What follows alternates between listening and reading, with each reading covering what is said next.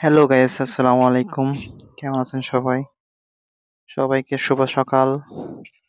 আসলে সকাল সকাল ঘুম থেকে উঠে ফজরের নামাজের পরে ব্যালকনিতে দাঁড়াইলাম।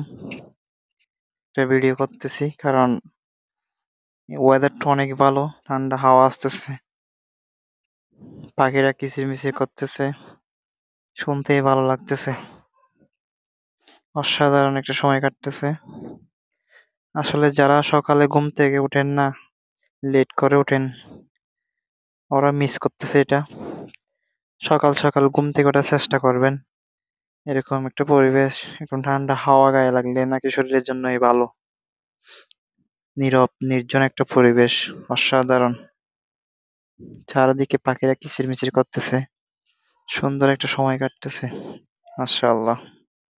আসলে সকালের পরিবেশটাই সুন্দর একদম। সবাই ভালো থাকবেন, সুস্থ থাকবেন। Tata, bye bye.